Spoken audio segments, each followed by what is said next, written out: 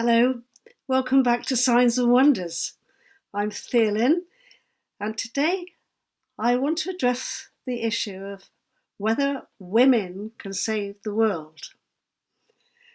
A few years back, I can't quite honestly remember what year it was, but there was a story going around that the Dalai Lama had attended an international conference of women and had said that he thought it would be Western women who saved the world. I don't know whether that was his exact expression, because I didn't hear him saying this, but I heard this rumour that he had said something to the effect that it was women who were going to make the difference in the world. And I've been thinking about this for many years, because whenever I run an angel workshop, it's mostly women who come on them. And even when I teach meditation and other spiritual healing activities and so forth, it will almost always be an all-female group. I did teach Schaefer healing back in 2006 to a group which had 2 men in it out of 10. So that was quite inspiring and encouraging. Now, what about this saving the world? Well, I personally don't think one person is going to be a saviour. I don't believe in that kind of concept, that one particular person can do the saving for the rest of us. I do think one person or a group of people might provoke other people to start thinking in a new way, change their way of thinking, make themselves a different set of rules, as Bob Dylan said. Quite a few people wanted Bob Dylan to be the second coming, I have to say. He was very sensible to retreat from those kind of that kind of adoration. Anyway, back to the women. What I think is interesting about what is going on at present time is that over the last couple of decades, perhaps even longer than that, perhaps since the 70s, or perhaps since the 60s, when women got liberated because they got the pill and they could make more decisions for themselves about families and so forth. But women have definitely become more vociferous in what they want for the world, and they have taken higher positions in social life, sometimes more in some countries than in others.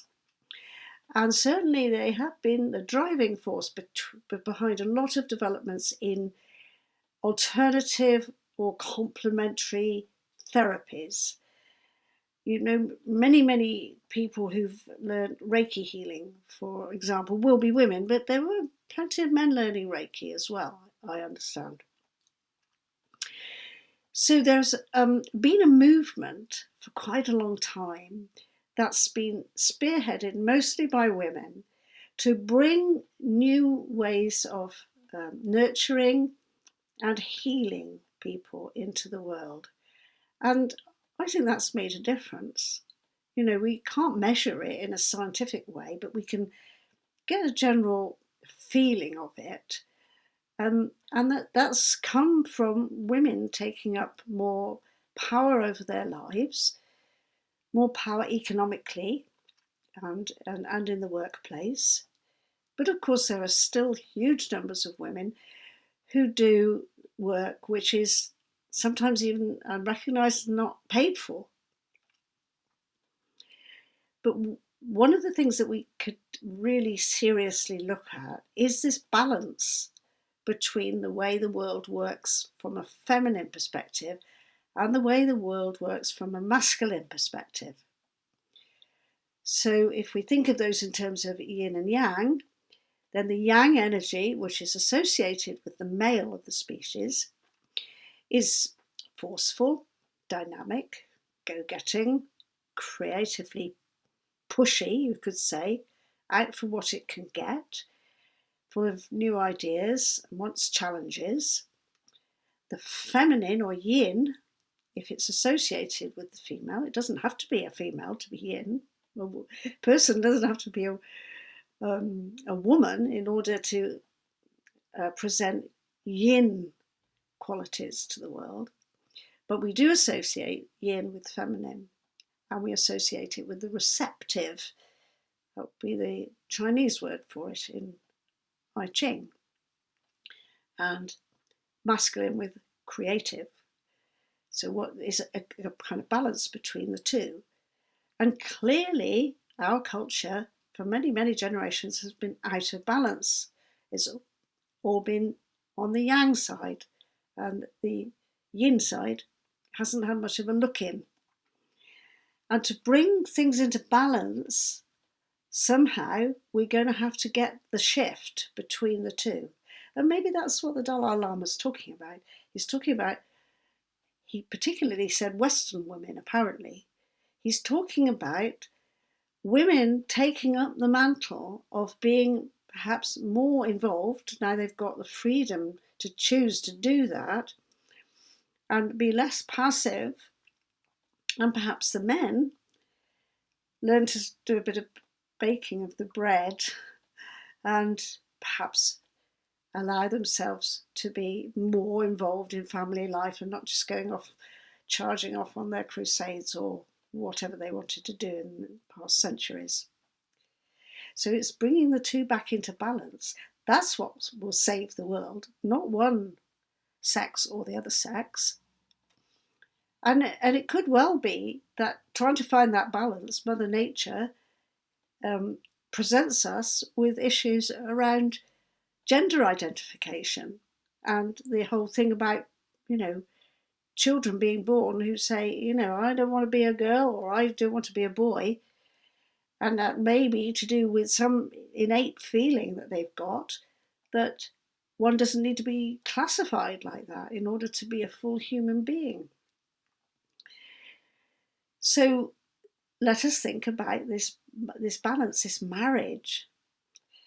And for myself, when I started to have visionary experiences with the archangels, particularly the archangels of the Tree of Life, I was given a kind of revelation or an image or a vision, whatever you want to describe it as inwardly, relating to two particular archangels.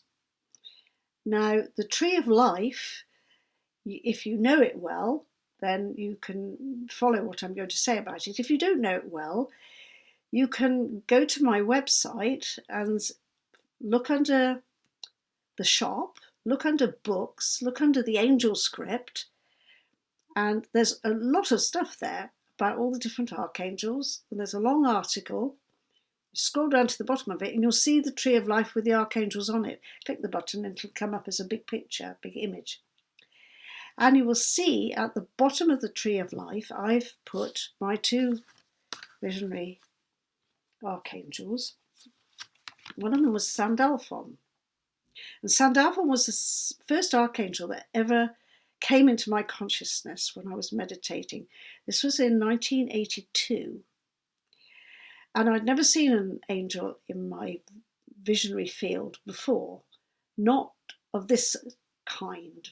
I'd seen light, but I'd never seen a picture so vivid where I saw a character with wings and it couldn't be anything else but an angel.